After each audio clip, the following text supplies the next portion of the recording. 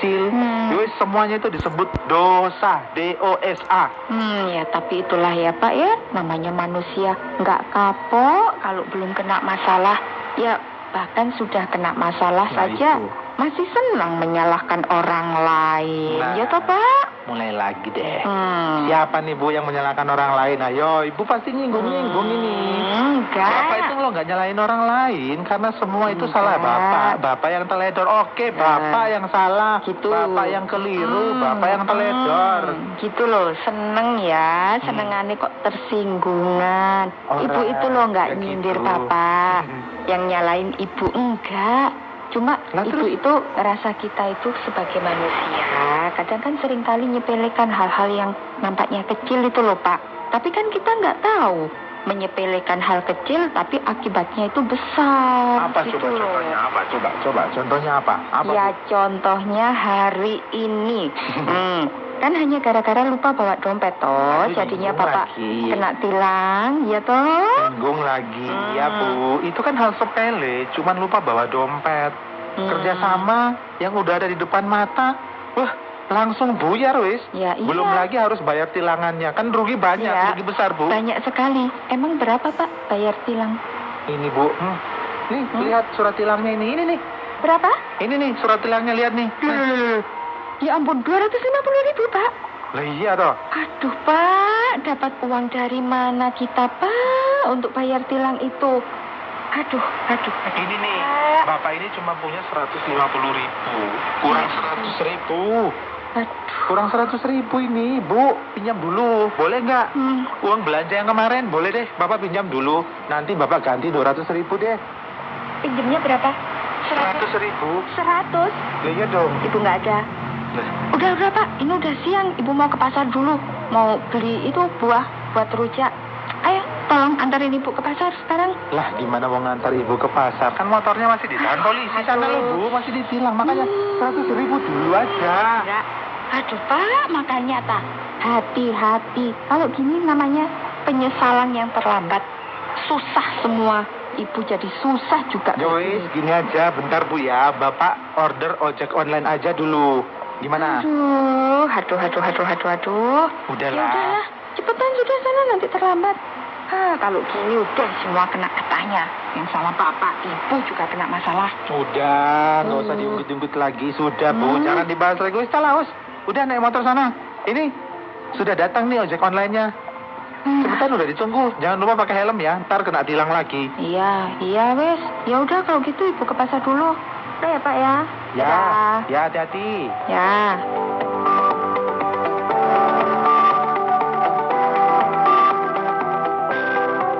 Saudara, terima kasih sudah mendengarkan program Jembatan Hati. Program ini dipersembahkan atas kerjasama Yayasan Terang Warta Rohani Kota Batu, Jawa Timur dan Penerbit Kalam Hidup Bandung, Jawa Barat.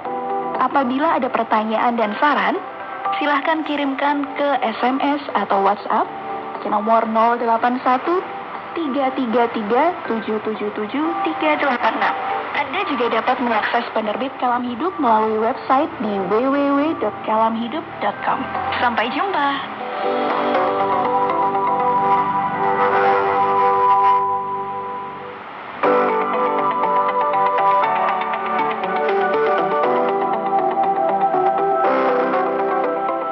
Shalom sahabat, selamat berjumpa kembali dalam program kesayangan kita, yaitu program Jembatan Hati. Pastinya masih bersama dengan saya, Ferwan Malanguna.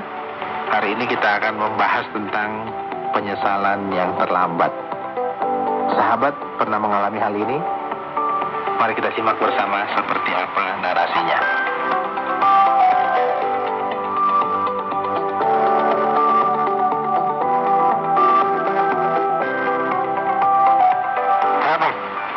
Penyesalan yang terlambat, itulah topik yang menjadi pembicaraan kita hari ini.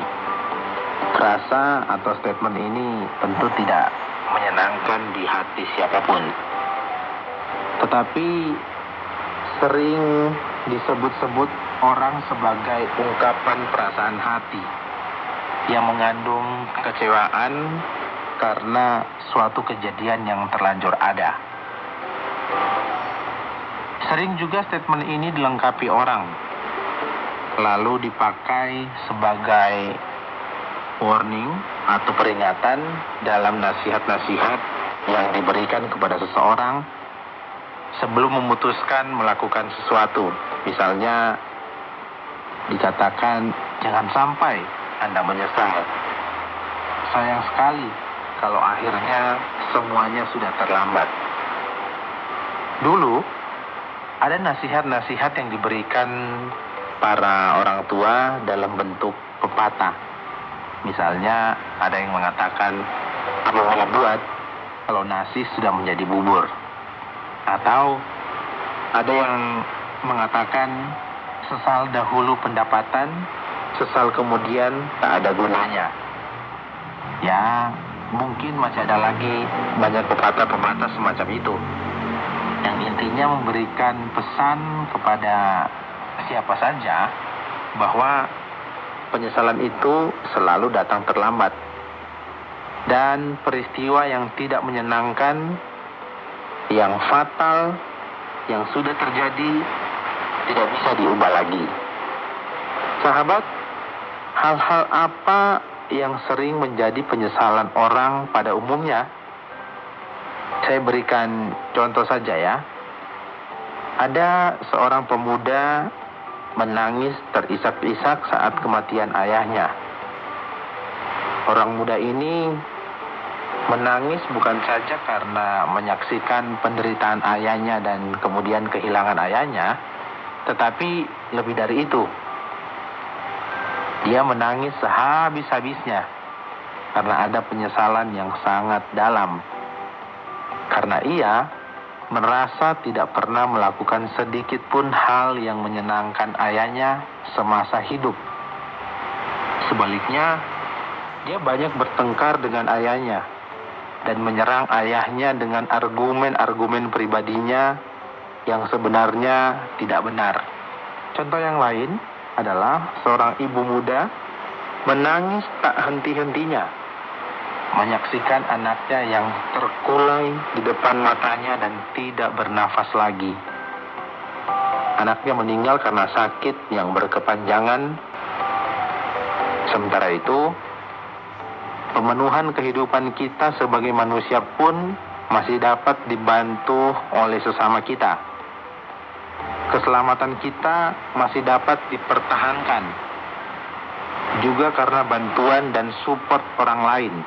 Kita harus dan dapat mengandalkan diri, tetapi juga pada saat yang sama, dengan sendirinya kita mengandalkan orang lain, walaupun hanya dalam porsi-porsi yang sangat terbatas. Demikianlah secara natural, kita ini adalah makhluk sosial, yang ada dalam kehidupan sosial, dalam kehidupan bersama orang lain.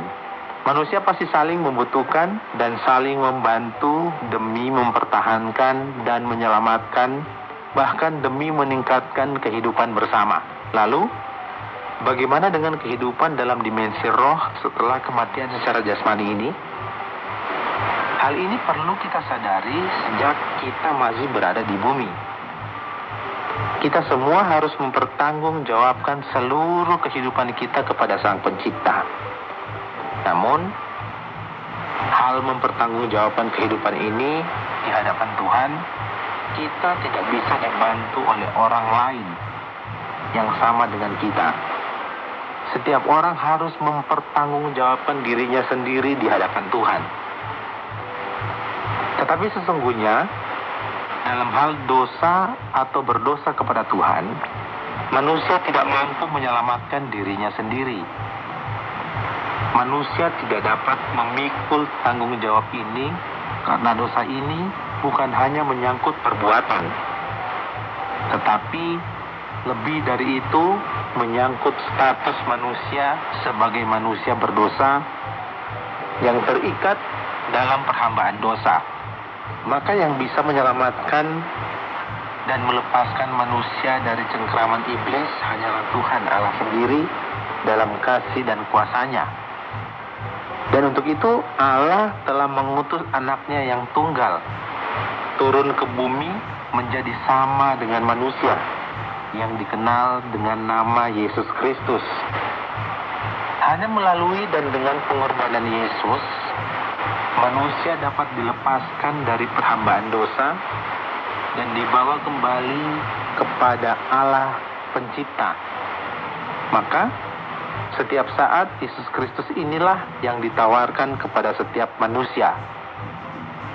Allah sendiri memanggil setiap orang untuk percaya dan menerima anaknya yang tunggal, Yesus Kristus sebagai Tuhan dan Juru Selamat. Manusia tidak perlu berbuat hal-hal besar lain, apapun itu, dengan usahanya sendiri yang juga bakal selalu sia-sia. Hanya percaya kepada Yesus Kristus, maka seseorang akan menerima keselamatan yang disediakan oleh Allah. Ini anugerah yang terbesar dari Allah yang Maha Kasih. Sekarang, pintu anugerah masih sedang terbuka buat siapa saja yang berseru kepada Yesus Kristus dan membuka hatinya bagi Yesus Kristus. Jangan sampai terlambat, sehingga orang akan menyesal selama-lamanya dalam hukuman yang tiada akhirnya.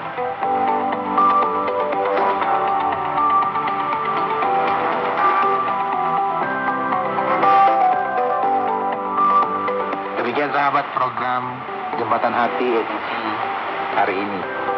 Semoga memberkati dan menguatkan iman kita semuanya. Saya Verlon Malanguna pamit. Shalom. Program Jembatan Hati diproduksi dan dipersembahkan atas kerjasama Yayasan Terang Warta Rohani di Batu, Jawa Timur, dan Penerbit Kalam Hidup di Bandung, Jawa Barat. Program ini dengan sederhana menyoroti dan memaparkan kondisi hati manusia dan karakter manusia di bawah terang firman Allah.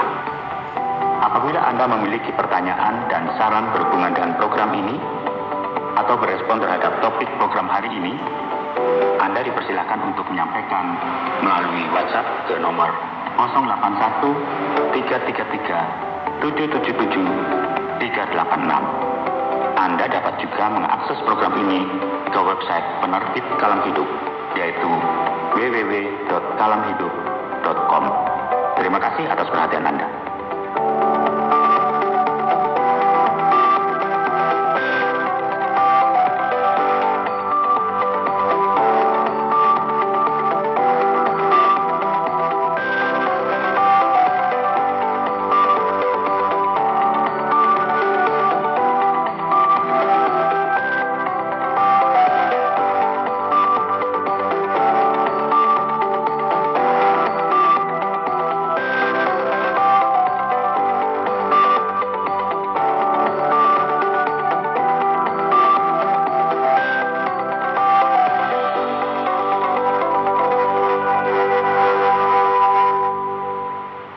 Sahabat, tanpa terasa 30 menit telah kita lalui bersama.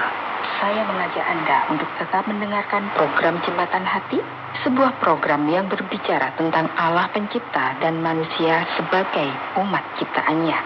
Di minggu depan, pada gelombang 25 meter atau frekuensi 11.965 kHz, pukul 17.30 waktu Indonesia bagian Barat. Inilah Ratu WR Agana Kuang.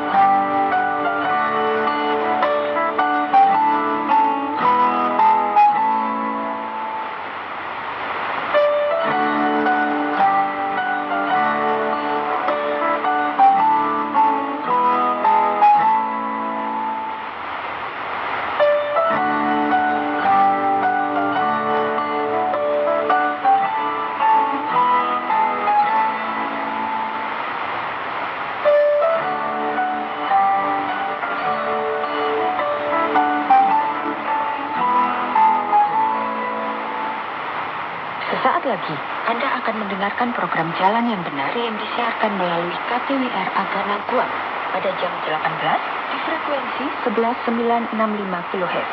Semoga program ini dapat memberkati Anda semua. Selamat mendengarkan.